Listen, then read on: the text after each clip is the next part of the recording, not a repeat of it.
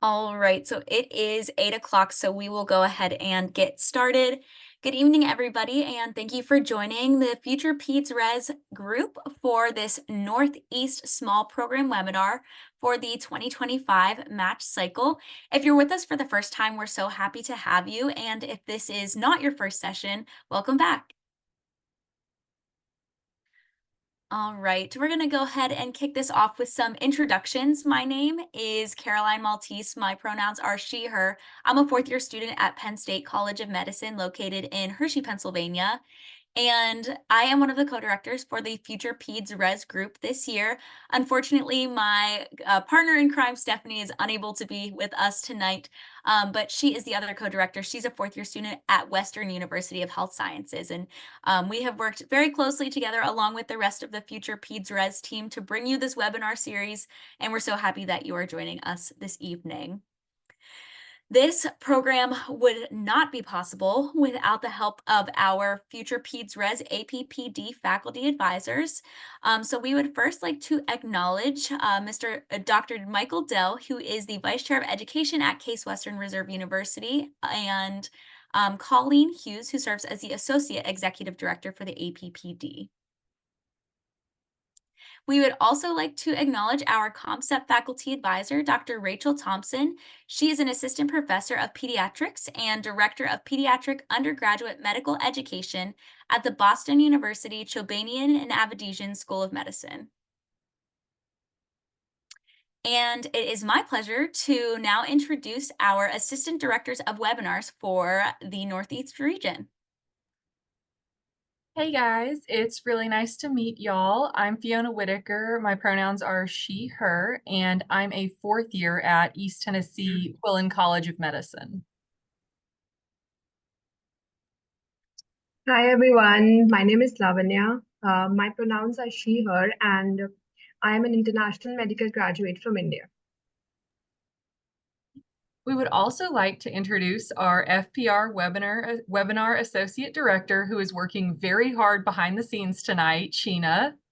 Good evening, everyone. My name is Sheena Bedi. My pronouns are she, her. I am an international medical graduate from D.Y. Patil Medical College, India, and I'm serving as the Associate Director of Webinars for FPR this season. All right, so let's get into our goals for tonight.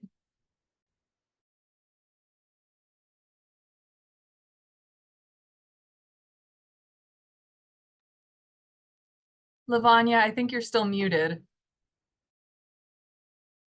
Sorry about that. Welcome everyone joining us tonight. We are so excited to have everyone at the Northeast Region Small Programs webinar and are grateful to all the program directors and assistants, as well as coordinators and residents who have taken out the time to be with us tonight. Our series goal for the regional webinars are providing residency applicants with foundational knowledge surrounding the virtual interview season, well-rounded insight into the benefits of programs by region, and devoted time for live Q&A if there is time at the end. We will begin our program presentations shortly, during which the time applicants will be able to learn about some of the programs and ask questions near the end if there's time. This presentation will be recorded. So if you're interested in learning more about the other programs, you can check out our YouTube page later for the recordings. Before we move on, we will have the APPD representative of the Northeast region states, Dr. Reinhardt, who will give us a quick overview of some of the states included in the Northeast region from the APPD leadership in that region. So, Dr. Reinhardt, would you mind starting us off? Certainly. Hi, everybody. I'm Jill Reinhardt. My pronouns are she, her, and I'm the program director for the University of Vermont Children's Hospital. I'm excited to share with you a little bit of what I think is so special about both the Northeast region and our small programs. And I'm excited to be here with many familiar faces and colleagues in the region tonight. So first, to kind of ground us in what really small is anywhere between 18 and 33 residents in the whole program. For purposes of tonight, medium is from 30 and above, and a large program is really like 60 residents or more. You'll see many of those represented here in the Northeast will be sharing brief presentations tonight.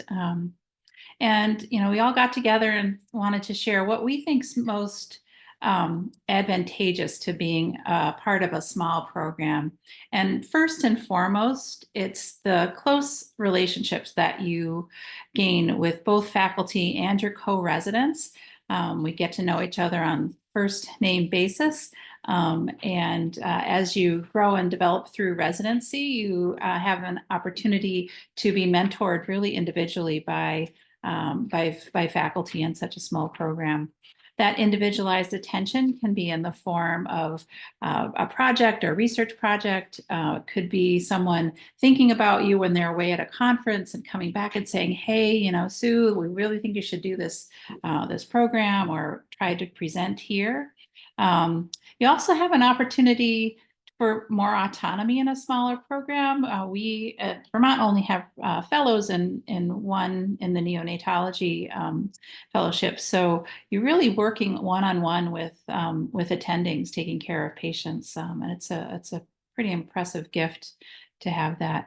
And you really do get a solid training base for fellowship or primary care with residents really being able to join any level of fellowship from small programs. And in many of the cases in smaller programs, you will end up with one inpatient service for all general pediatrics. And so it depends on how you like to learn. But then as you go through your service blocks through inpatient, you will see HEMONC every time you're on the inpatient ward. You will see ID and PULM and all these things, plus bread and butter pediatrics. And I think that's a real advantage to being in a small program as well. Next slide. Also, in the Northeast, one of the advantages to being here are 4 seasons that you can fully take advantage of, all sorts of outdoor activities, as well as in New England, you're pretty close to metro areas, no matter where you land too, within 2 to 3 hours of major cities, no matter how rural you are. And lots of fun things to be doing when you're not in the hospital. And that concludes our brief intro. These are some of the programs you'll be hearing from tonight. Thank you, Dr. Reinhardt, for a great presentation of everything the Northeast region has to offer. So like she said, these are the programs that we'll be talking to tonight.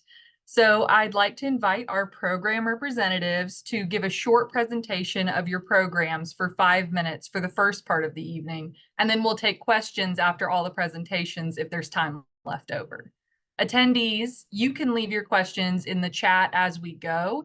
We also encourage programs to make use of the chat and answer any questions that are in there in case we run out of time and can't do questions at the end. To ensure all the programs are adequately represented, each presentation is limited to 5 minutes. There will be a timer in the top right corner that will count down from 5 minutes that you can look at. So our first program for the evening is Bronx Care Health System. I'd like to invite your representative to unmute and tell us about your program. Hi, can everybody hear me? Okay, so it's a little sneaky that I'm first. My name is Molly Broder, pronouns she, her. I'm the program director at Bronx Care, and I'm actually a medium-sized program, but I couldn't make it on that night. So they were very gratefully, I'm very grateful that everybody snuck me in to the small size. So we're actually 15 residents a year for a total of 45, which still has a lot of that same small feeling that we heard about before. You have a couple programs here tonight that are in the Bronx, and the Bronx is a pretty amazing place to train. We are an urban environment, although our residents do some rotations in some more suburban areas, and that really gives you the experience to work with a really wide, diverse group of patients from all over the world, coming in with all sorts of different kinds of issues and concerns. And many of our patients too, we work in the 4th congressional district in the United States. So many of our program patients also have a lot of social issues too that our residents become very adept at dealing with.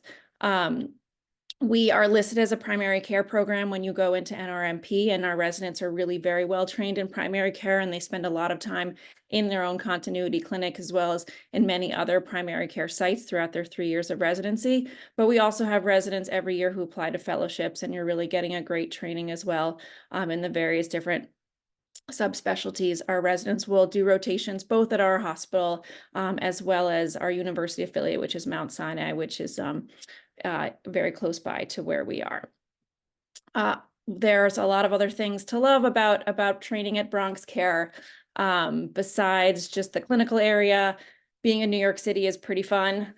So you have the opportunity to be involved and go out into the city, whether it's restaurants or music or any sort of fun that you want to do there. But we're also very close to mountains if you want to go hiking. We're close to the beach.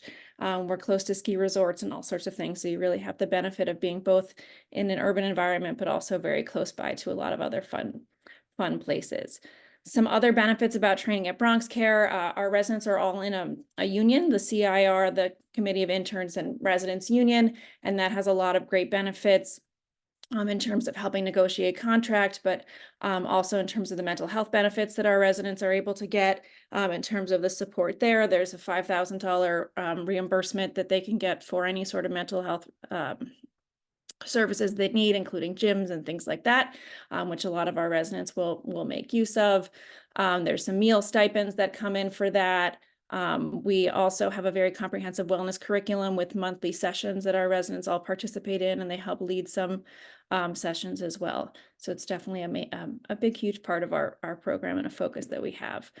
Our residents at Bronx Care are coming from all over the world. I think my last count was we have people coming, actually in my intern class of 15 people, we have 13 different countries represented, which is pretty amazing. And so you're not only working with a wide variety of patients, but you're doing it alongside of a group of doctors from all over the world, which is a really wonderful part of the training program and really gives everything a big family feel. We like to celebrate the diversity of where our residents are coming from. We also like to eat a lot. And so we do that celebrating usually together, where we like to learn about where everybody comes from while focusing on some of the dishes that they like to bring in and to highlight.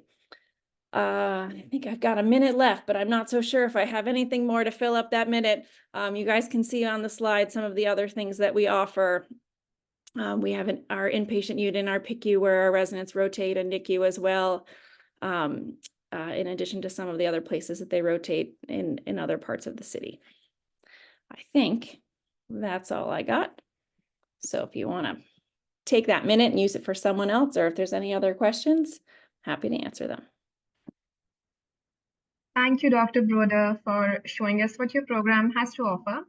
Now for the second program of the evening is Dartmouth Hitchcock. I would like to invite you, representative, to unmute and tell us about your program. Hello, everybody. I'm so glad to be able to join you. My name is Kathy Shubkin. I am sitting in for Dr. Carolyn O'Day, who is our program director. I am the Vice Chair of Education and the Associate Program Director. And we also have our Chief Resident, Dr. Tommy Walsh, who's also on the call with us today. We are so excited to share Dartmouth Health with you. We are an academic but rural program of 21 residents, so 7 per class. We have a 21-bed unit along with a 30-bed NICU and a 23-bed emergency department. And what we love to say about our program is that we have all the benefits of a big city. We are an Ivy League institution with Dartmouth College bringing in music and theater and arts, football, all sorts of things, but we're also a rural academic institution. So the richness of scholarship is really evident in our program. If you are interested in going into rural primary care, we hope to be able to train you to be able to do that. And we certainly have sent people to rural Washington and rural upstate New York. We've also trained people to go into really competitive subspecialties. So if critical care is your interest, several years ago, we sent 3 different people to critical care, including on very competitive programs on both coasts. Something that we're very proud of, and I think Dr. Reinhardt said it earlier, is that as a small program, we really get to know you. So you are part of our family. We get to mentor you. We get to show you how to become a pediatrician. Our program has also really had some really nice strengths from our GME office. We've had an increased number of vacation days, so 20 vacation days annually with flexible scheduling. There are obviously meal stipends, and our annual continuing medical education stipend has also gone up as well. We are on an X plus Y curriculum, which means that during the X weeks, you are doing 3 weeks of a rotation, whether or not that is the ward, cardiology, neonatology, emergency department. And then every month for 1 week, you come spend with me. I'm a primary care doc by training. And you are really embedded into our primary care clinic, where you're doing both primary care, acute care, as well as chronic health care, mental health care, kind of the gamut of what might show up in primary care. And we found that that is a really excellent model, both for training as well as for continuity of care for both our residents as well as our patients. We have weekly simulation education and PICU training sessions, again, for those of you who might be interested in a more procedural specialty. And we are participating along with our colleagues at UVM in Maine in the Northern New England Advocacy Collaborative. So if you're interested in changing the world for the better for kids and families in this region and across the country, we really strongly believe in teaching and practicing advocacy for everybody. So that is something that we're a really proud partnership with in our collaborative. We're happy to host it this next year. And we share that again with our partners at UVM and Maine. There is an individualized curriculum and opportunity for away rotations. We have our first, since COVID, because COVID shut everything down, our first resident is actually going to be going abroad for the first time in 4 years, and she's doing a program with our global health director in Jordan. She's a future neonatologist, and with connections over there, she will be looking at neonatal models in Jordan during her rotation. So again, we have the best of big city living, but with small town charm. From our hospital, you can go mountain biking, canoeing, kayaking, skiing, whatever, running, whatever your sport is, within about 10 to 15 minutes of our hospital. So similar to the last presenter, I've got about a minute left. And happy to give that time back. I am really proud of our program. I've been here for almost 16 years, and I am so grateful to be part of our training faculty and our training family. So with that, I'll turn it back over to you all. Thank you, Dr. Shubkin. We appreciate you showing us what your program has to offer. Our next program is Hackensack. So I would like to invite your representative to unmute and tell us about your program. Hi, everyone. I'm Megan McCabe. I'm the program director at Hackensack, and I'm here with my fabulous chief president, Catherine Hahn, who will stay on mute for now, but wave. We are located in northern New Jersey, for those who aren't familiar with the various places in the Northeast. It's a mix of an urban and suburban program. We are the #1 children's hospital and hospital system in the state of New Jersey, which is actually saying a lot because there are a lot of hospitals in New Jersey, it turns out. Our program at Centauri Children's Hospital has the full range of pediatric subspecialty and primary care services. So even though we are a small program with 8 residents per year, plus a chief resident, we do have all subspecialties represented as well as primary care. So our residents really get a great exposure to lots of different options in terms of what kind of pediatrician they want to be. So we really think it's a perfect program for somebody who's not quite sure what they want to do in the long run, but really wants to get that hands-on exposure that you get in a smaller program with lots of different opportunities. We are also a level 1 trauma center, so our pediatric residents do take care of children who have experienced trauma of various kinds. Our program does very much focus on individualized curriculum for our residents. Outside of their required rotations, we work very hard to tailor your experience to help you decide what kind of pediatrician you want to be. And we do accept J1 visas for those people who are applying from outside of the US. We do have a 4-week block schedule. Again, involves the individual's curriculum. We have 2 advocacy and community medicine blocks during the 3 years, and a lot of different subspecialty options, including advanced subspecialty electives for those people who think they want to pursue that. And we have an academic half day on Thursday afternoons, which is attended by all of our residents, regardless of rotation. Unless they're on nights or vacation, then you don't have to come. In terms of resident wellness, Hackensack really deeply invests in the wellness of our residents. We have what we call wellness-based scheduling, meaning that within your day-to-day call schedule, you have 4 self-scheduled days for wellness, so you can decide when you want to take those, plus a group wellness day for each class so that they can go and do something together as a group and enjoy their time together. You get 4 weeks of vacation. If you work on a holiday, you're provided a compensation day. So you just tell the program, hey, I work July 4th. I'm going to take August 3rd off because that's my comp day for my holiday. There are meal stipends and free parking. We do provide new parent support in terms of both providing lactation facilities, which everybody is doing, but also we have what's called a parenting elective. If you are the birth parent, you get 4 weeks of time to be home with your new baby, but also do some activities around learning about the connections of parenting and being a pediatrician.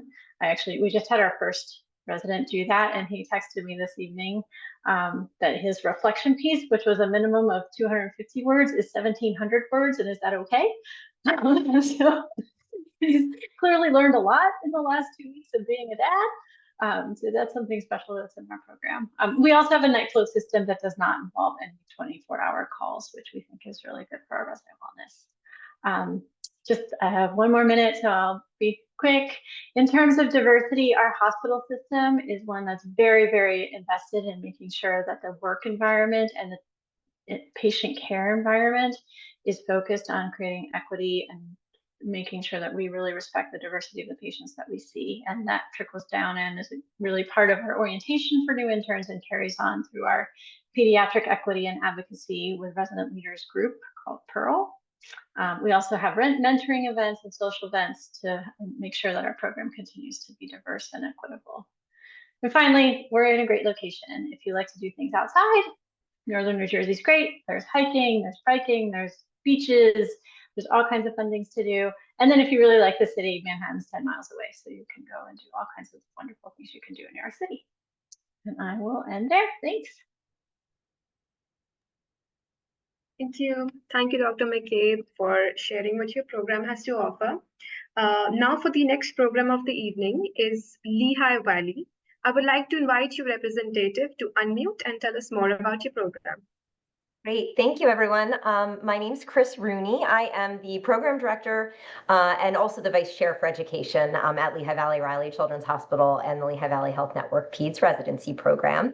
I think it's pretty cool because I've been doing this a long time, and over the years, it's really neat to see how through like the collaboration that I think happens naturally, nationally, we've sort of adopted the best of all worlds in a lot of our programs, and they're starting to look a little bit more similar in a lot of great ways. So I will try to kind of point out some of the highlights that people haven't already mentioned about all of these fantastic programs that you're hearing about. So we do have 8 residents per year, so a total of 24. We are located in Allentown, Pennsylvania, but the Lehigh Valley is actually comprised of Allentown, Bethlehem, and Easton. So those 3 smaller cities combined, making up the Lehigh Valley, is then the 3rd largest metropolitan center in Pennsylvania behind Philadelphia and Pittsburgh. That kind of gives us this like slash urban suburban, because you can pretty much live in downtown Allentown in a very, new suave apartment, or you can live on a farm and still be all within 15 to 20 minutes of the Children's Hospital. So a nice, really wide range of diverse areas that you can choose to live in. And obviously that reflects the wide diversity of patient population that we have the opportunity to care for. We're a level 2 Peds Trauma Center. We're the regional pediatric burn center for the area, and we're a level 4 40-bed NICU. We also have a level 2 NICU available at one of our sister campuses right down the road. So depending on if people have interests in checking out what various level NICUs might look like. We can do that all within our children's hospital experience. We have a 12-bed PICU and up to 50 beds on our inpatient peds unit. We have the region's only dedicated children's ER, and we have 20 plus subspecialties right under, our children's hospital roof. So I always like to say, I think what's really cool and unique about our program is we sort of have this sweet spot where we cover the best of both worlds with small programs and maybe some of the larger program aspects. We don't really have to look very far to have our residents do any of the subspecialty rotations. They're all right under our roof. Many of our residents go on to do fellowship, and we have 100% fellowship match rate over the years at their top 3 choices across the board, with some really wide-ranging specialties that our trainees have gone into. But half of our trainees end up doing primary care or end up staying as hospitalists right here, in our health network as well. So I did want to just make sure to point that out along the way. Every now and then I hear a little bit that people think if you want to do a fellowship, you need to be somewhere where they have fellows. And I just want to make sure that that is in fact not true at all. You do not need to be somewhere where there are fellows in order to become a fellow yourself. As long as you have a good, well-rounded education at your residency program, you're going to be in great shape applying for fellowship. We have a really close-knit family feel in our program. We also have, as a common theme right now tonight, sounds like this individualized curriculum where we sort of, with mentorship, allow each individual resident to kind of choose their own adventure towards their career goals. We have a global health longitudinal track. We have an advocacy track. We do have opportunities for rural community health electives, should that be something that you are interested in. We have teaching electives if you're interested in pursuing more academic medicine after graduation. We also do the half-day a week didactic model. We also focus on wellness-based scheduling quite heavily. We are working towards whether or not we are going to transition to an X+Y model. That's this year's project. And so stay tuned on that. But even without the formal model, we are very, very, very proactive at making sure that none of our residents ever have stacked blocks of inpatient time. So in other words, they're not going from NICU to PICU to inpatient. There's always that kind of awareness that after a little bit heavier, block, you're going to want a little bit of breathe easier, elective time, and that's already factored in. And then location, again, a sweet spot, beautiful, beautiful area in the Lehigh Valley, but also just a hop, skip, and a jump away from New York City or Philadelphia or the beach, if that's something you're interested in. And then finally, something that's really near and dear to our hearts is our diversity initiatives. We have a very robust task force, not just in our program level, but at our department level and our whole GME system, that's really trying to do everything we can to optimize our diversity and our equity and our inclusion. That's my time, but if I could, for 2 seconds, yes, we do accept J1 visas. I did see that in the chat. Thank you. Great. Thank you, Dr. Rooney. Absolutely. Our next program of the evening is St. Barnabas. So I would like to invite your representative to unmute and tell us a little bit about your program. Good evening, everyone. My name is Miguel Sanchez. I'm the program director at St. Barnabas Hospital, now known as SBH Health System. A little bit about my program. Well, I'm going to start with a little bit about myself. So I was a resident at St. Barnabas Hospital, and I stayed there for a couple of years, and now I'm the program director. So I think that tells pretty well how ex-graduates we feel about our program. And I think that's a positive aspect. And also my APD, she was also a resident here. And both of us were leading now this amazing program that we really like. It's a small size program. We're located in Little Italy of the Bronx. We accept 6 pediatric residents per year, 18 residents in total, and we have 1 PGY4 resident who's available 24/7 for our residents. Our residents are part of the CIR, which is the largest organization that help the residents negotiate their contracts. They will have also legal support when they graduate, which is and every year they're negotiating with the hospital to get more advantages and salaries and those type of things. We have a well-balanced experience in primary care and subspecialty pediatrics. And actually, I will say that 50% of our class, meaning 3 out of the 6 residents, will go into fellowship, and the other 3 will, well, 2 will go into primary care, and 1 usually stays as a chief. Regarding our curriculum, we have a block scheduling, 4 weeks per block, so 13 blocks in 1 year. And we have a nice legacy that one of the chiefs created a couple of years ago, which is a monthly board-like exam for reinforcing the knowledge. So there's actually motivation for the residents to study every month a topic of the American Board of Pediatrics. The residents will also receive a leadership and teaching training to lead their respective teams. And there's a transition to residency workshop for upcoming interns. So 100% of our interns are IMGs. So we help them adapt into, you know, a new space, a new country, a new system, healthcare system. So that's why we have our transition to residency workshop. It happens multiple days throughout the first couple of months, and it's usually led by either faculty or the chief resident. We also have strong relationships with other hospitals around the area where our residents can do certain rotations. And something new that we incorporated last year was a picture of the week to reinforce media learning for the AVP exams.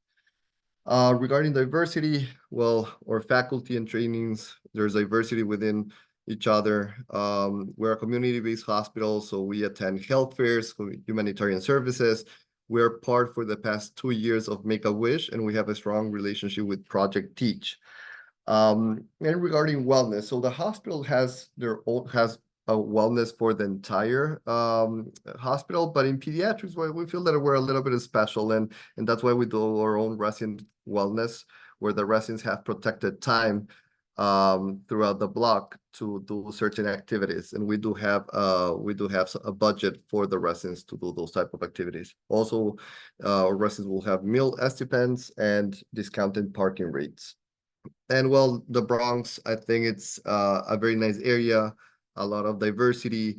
The hospital, as I mentioned to you, is located in Little Italy of the Bronx. Is a safe neighborhood. I lived there for 5 years, and I really love it. I enjoyed living there. The food, you know, Fordham University is around, so there's a lot, you know, movements at night. And it's only 20 minutes distance by train to Midtown Manhattan. And if, you know, as I IMG myself, I traveled throughout the year, and it was a 25-minute ride to the LaGuardia Airport. So that was helpful. And that's everything I have to say about my program. There's our Instagram username there, so you can look for us with that link. And actually, that Instagram page is handled not by the program leadership, it's handled by one of the PGY3 residents. So everything that is uploaded there, we don't have nothing to do with it. It's only the residents uploading what they feel and what they think about the program. That's it. Thank you. Thank you, Dr. Sanchez, for sharing about your program. Now for our next program of the evening is UMass Chan Worcester. I would like to invite your representative to unmute and tell us about your program.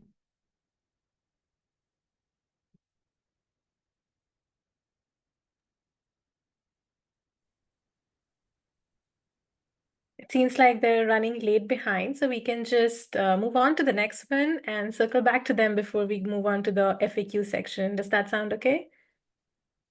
Yeah. Yeah. That looks like me. Good evening, everybody.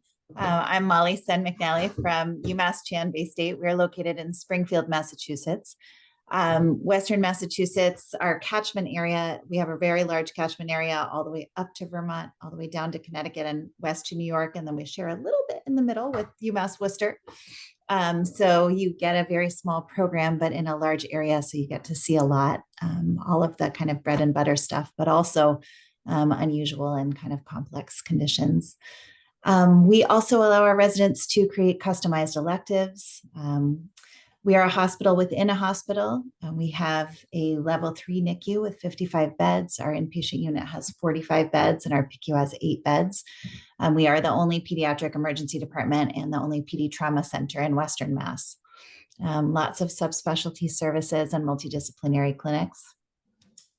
we also have very few fellows. Our only fellows right now are in the emergency department. And so residents really have decision-making capacity and ownership for their patients, as well as kind of first access to procedures. And we really work with a great team. We have a program that is full of supportive and engaging and fun folks, from the residents all the way to the faculty and staff. I also started actually as a medical student at Bay State. I stayed as a resident and a chief resident, and then soon came back after I graduated from residency. And there are a lot of us here who went to residency and stayed or came back. And we always joke about the Bay State binding protein, keeping people with us or bringing them back to us. Our curriculum, we really do have a very strong continuity clinic experience. Our continuity clinic is an ACO model of care focused on the social determinants of health. And so we offer a food pantry, a diaper bank, care coordination, integrated mental health. And we're really looking at taking holistic care of our patients in the outpatient setting. We offer protected time for learning, an academic half day each week.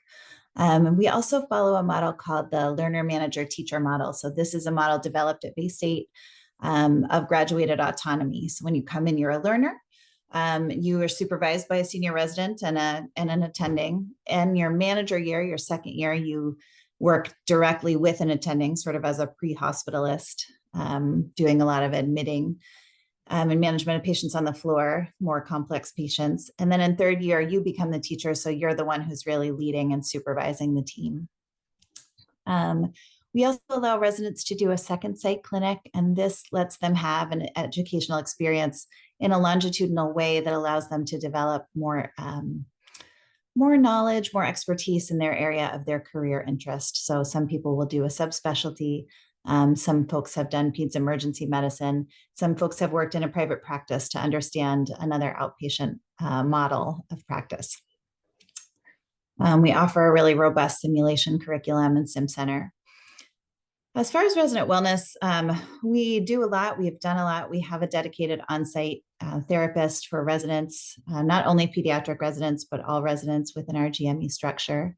We offer program and class retreats yearly. Meal stipends, free parking, reimbursement for step 3 or level 3, and a really excellent benefits package, including flexible vacation time, 20 days, and wellness days. And I did put that we have an adorable facility dog named Isabella, who is a great bringer of happiness for residents and staff and patients and really everybody in the children's hospital. What's mean by reimbursement for step 3? It means you pay for step 3, but then we will pay you back for it. As far as the diversity initiatives, we have an anti-racism curriculum in our academic half day, which was developed with folks from the community. So it really focuses on some of the social determinants of health and structural racism, especially as they apply to a community like Springfield. And so we bring in folks from the outside in our community to present to our residents and to work with our residents. We've also trained all of our faculty and residents in being active bystanders and preventing or responding to microaggressions. And there's a really strong focus on health disparities, the social determinants of health and structural racism in our boot camp, community medicine, and advocacy rotations. So if you don't know Western Massachusetts, it is a hidden gem. It is a beautiful place. Springfield itself is where the hospital is located, but our patients come from Springfield, the suburbs outside, the small towns, and even rural areas in Western Mass. So it's a really beautiful, culturally diverse area. You, again, as many people have said, you have access to mountains, beaches, beautiful cities within a few hours. But I really believe that Western Mass is a very beautiful place to live. We have dinosaur footprints. I don't think I heard anyone else say dinosaur footprints. Apple picking, Six Flags, Dr. Seuss Museum. Dr. Seuss was born in Springfield. The Basketball Hall of Fame. So lots of fun stuff to do right here in Springfield. So I would encourage you to check us out. Thank you for letting me talk with you tonight. Thank you, Dr. Sen McNally. for sharing about your program. Now, the last program of the evening is Vermont. I would like to invite your representative to unmute and tell us about your program. Great, thanks. Hi again, everybody. Jill Reinhardt, Program Director and graduate of our residency program a few years ago. I think one of the true highlights of our program is our patient population and the families we get to meet. As an official refugee resettlement city, Burlington, we welcome every child who is entering the country through Burlington comes through our residency continuity clinic, which is really exposes our residents to a whole variety of cultures and experiences. Similarly, we have a global health program that is really coming off the ground after the pandemic, and we've had 2 residents now travel on global health opportunities this year and this year we're coming up with the Dominican and Vietnam. We've had residents go to Uganda as well. Although we are not doing an X+Y, I thank my colleagues from APD for sharing as much about X+Y. We've decided that we had pretty good continuity of care in our continuity clinics, and we'll be continuing with the our weekly continuity clinic. However, we've taken pieces of what we see as benefits to X+Y, and this year we are piloting our first model of an academic half day, as well as a new program on scholarly half days, which allows residents to have structured time throughout the 3 years that they're here that's protected for them to accomplish some sort of project. It may be an advocacy project. We have 7 areas of concentration, including DEI, global health, quality improvement, medical education, true advocacy legislatively, and rural health as well. We're excited to see what our residents can come up with after 3 years of focusing. We also have focused advocacy protected time both in the first and second year, so residents can really build those advocacy skills. We have a lot of things to talk about in terms of wellness. I think it's really been a wonderful benefit over the last 3 years for us to have a psychologist who's really dedicated just for our residents. And she has after hours times, makes herself available in an extended calendar, and makes room for people when they need her. And it's been wonderful. Over last year, we have a total of 21 residents, and she had over 50 visits served to just our program alone. We have a fun program tradition called Owls, where we are sorted into Harry Potter-esque houses. Ryan Claw, Slither-Imming is the newest one, and there's 4 houses where we take selfies of us doing fun wellness activities, whether that's getting your checkup or going to the lake or seeing a sunset, or reading a new book or watching a new show. We take selfies of that and share them and have a friendly competition, which has really been a fun way of coming together as a whole group. This will be our 3rd year of having an intern boot camp as part of our settling in as people come to our program. I think residents, due to their feedback, and many of these changes in our program have been really resident driven. We have shifted all of our shifts to 12-hour shifts, and our nights are limited to nights blocks for our juniors and seniors. So there's no more sort of random night while you're on an elective, and it's been really a good benefit to our overall wellness of the residents as well. We have 4 retreats each year, 1 for each class, and then an all-resident retreat, usually in the wintertime, where we go to a cabin and hang out together. In terms of the patients that you will see, I mentioned that we are a refugee resettlement city. We also have many opportunities to support LGBTQ youth, including our transgender youth clinic. And we've started with health equity rounds quarterly now, which has been a huge success. Our faculty are really invested in improving our own cultural humility, and have started DEI sessions that are run by faculty for faculty on a monthly basis. And this year our residents are copying that as well, and we'll be starting with a venue for them to also kind of move along, in addition to the curriculum that we provide for them as well. In terms of our location, I mentioned the benefits of being in New England in terms of 4 seasons and outdoor. We also have a very lovely foodie scene in Burlington. Lots of fantastic restaurants. The Flynn Theater brings singers and dancers and all kinds of artistic and talent to our little town as well, which residents enjoy. We have the Jazz Festival in June each year. Lots of time to be together and inside the hospital and outside the hospital to celebrate the work that we do. And I will stop there. Thank you so much. Yeah, thank you again, Dr. Reinhardt.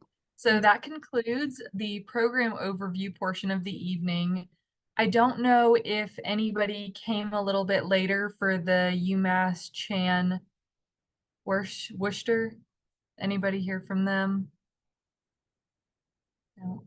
Okay, if they pop in later, we'll give them a minute to do their presentation.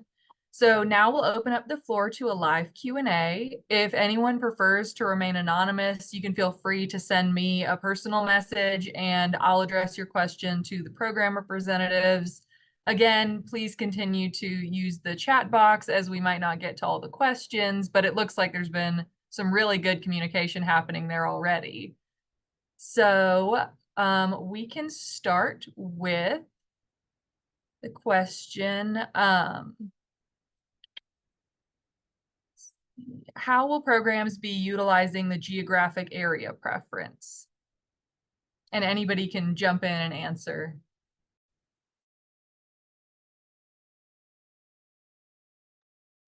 I'm happy to start with that. So again, Chris Rooney from Lehigh Valley. So I've been very blessed to be on the National Residency Recruitment Action Team for the APPD. So I may have a little more global insight to that question because we've had some conversations about it, in our national meetings. So I think that most program directors would agree, and please jump in if you disagree, anybody on this call. It is certainly something that is one of the many, many things that we look at. And certainly if someone says, I have a geographic preference to be where my program is, then that makes sense to me that we might be a program that they have a true and viable interest in. If someone applied to my program, but they have chosen the Southwest United States, I might start to at least ask myself, do they really have a strong interest in my program? Now, it doesn't mean I would not offer an interview. That would be, if everything else in the holistic review, seemed like this was a great candidate and somebody that we'd love to get to know, great. But you could bet I'd probably have a little note saying, remember to ask them, like, are you cool with coming to the Northeast, since your, application said Southwest? If you have no preference chosen, I will believe that that means just what it is meant to believe or meant to be, which is you truly would be willing to train anywhere. There are some people that worry that if you put no preference, people are going to think you don't prefer my area. And I think we've done a pretty good job globally of making sure program directors understand it just means you're willing to train anywhere. It does not mean you're not really interested in anywhere, if that makes sense, hopefully. I think I would add to, again, this is Jill from Vermont, that if someone were strongly to say that they really want to be in an urban setting, I might believe that, and that probably wouldn't make someone happy in Burlington, although we see a very diverse population base, et cetera. But rural versus urban is something we pay a little bit of attention to, just for match sake. I've seen the opposite. So in the while in the Bronx, you can live in some more suburban areas. There was an application that said that they really preferred to be in the country and they didn't really like loud, busy places. So I figured that they probably didn't want to be in the Bronx because we're a loud, busy place. Yeah, I would agree with what both Dr. Broder and Dr. Reinhardt said. If you say urban, strongly urban, and you apply to me, we are not an urban center. We are not in the Bronx. My daughter's living in the Bronx right now. We are not in the Bronx. It is a very different feel, and both training programs are excellent, but they do have different feels. And to agree with Dr. Rooney, if you don't have a geographic preference, again, I'm going way back to when I applied. I applied to programs all across the country because I really didn't have a preference. And so we believe it. If you say there's no preference, we believe you have no preference, and it's okay to come up here where we are. So The good news is, I don't want to take too much time, but there is an area, and don't quote me on where it is or what it looks like when you're filling it out, but there is an area that allows you to expand a little bit, like in prose, about your preference choices. So, if there is something that you're really struggling, like, well, I don't really love living in a big city, but I would totally love to for 3 years of my life, just not forever. Like, if you can justify or like qualify that a little bit, that's helpful. So there is a way that you can sort of have a little comment about your selection if that's necessary for you.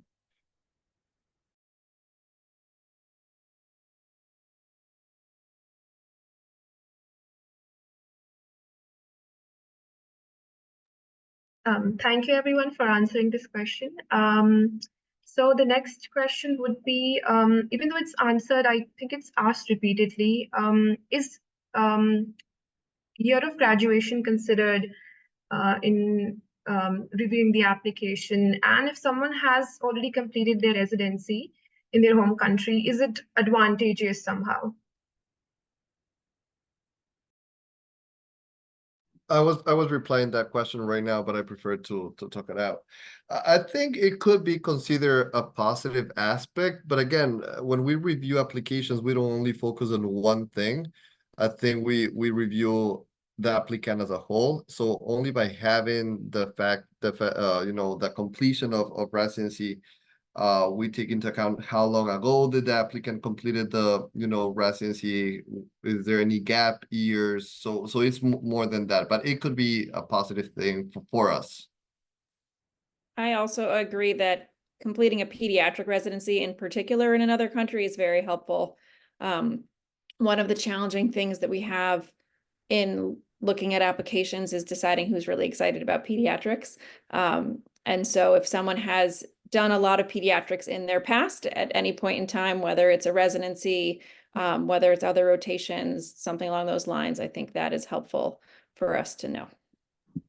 I think for someone who's done a residency, you want to think a little bit about, and I'm sure you will, what it means for you to go back and do a residency again and what it is like to then be an intern. And I think sometimes we have questions about that. How do you feel like you'll handle when somebody with less experience than you have is supervising you on the pediatric board? So those are questions that I think are good to consider as you go into your interview process and how you might respond to those. But I agree. I think it's amazing to have that strong clinical experience in pediatrics prior to residency.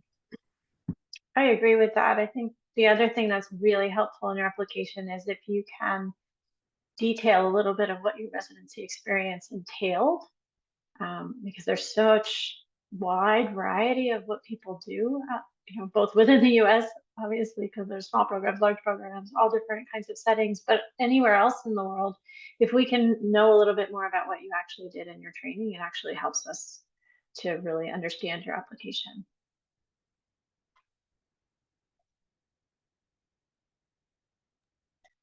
There's a question in the chat that I think is just easier to answer about not completing a PED sub-I.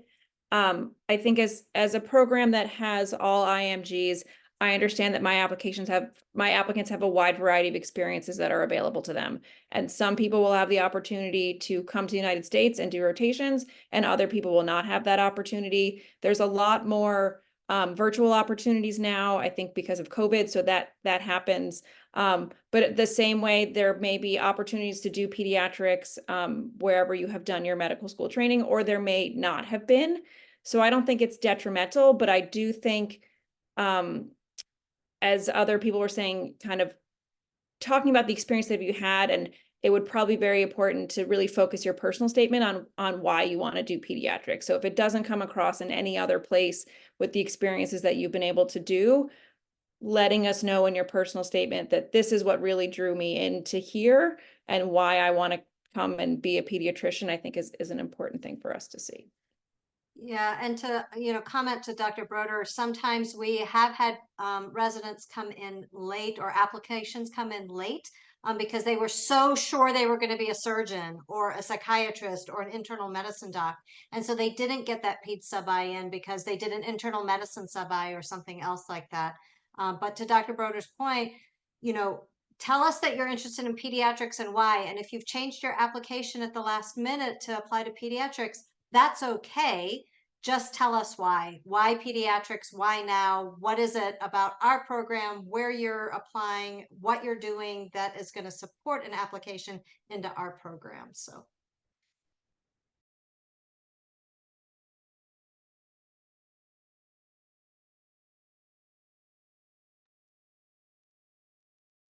Okay, thanks everybody. I think we are approaching the end of our program overview portion. I think we have time for one more quick question. Any tips for including hobbies on ERAS real quick?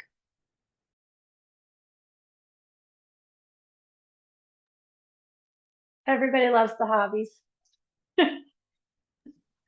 And I Definitely think put there your will be a hobbies. hobby section this year again. Is that correct? They re-added a hobby section this year.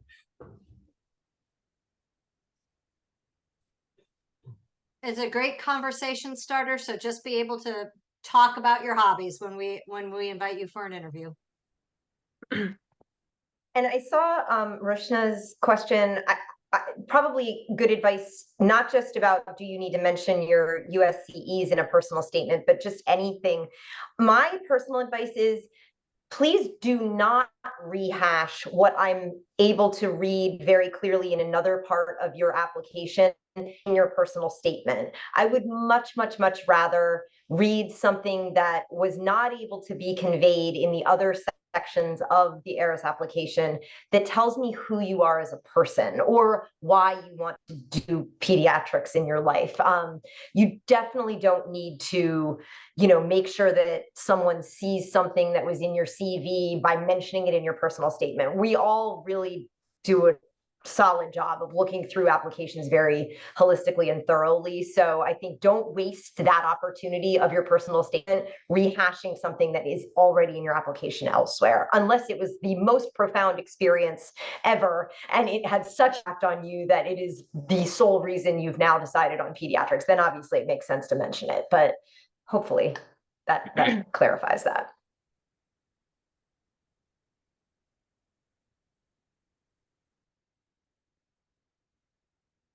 Okay, thank you everyone. Hopefully everybody got a chance to learn a bit more about what the Northeast programs have to offer. We want to repeat how grateful we are to all the program directors, coordinators, and other representatives who took out the time to join us tonight. Once again, if you didn't already get the chance, let us know what you thought about tonight's event by completing our survey. Feel free to scan the QR code on the screen or click the link in the chat. As a reminder, there is a one-time registration for all of our webinars on this slide, and feel free to scan the QR code or just register by clicking the Zoom link. Thank you again, everybody, for taking out time out of your hectic schedules to be here and support our applicants. We appreciate you more than you know. And we hope everybody has a great rest of your night and hope to see you all at our future events. Thank you all. Bye-bye. Thank you.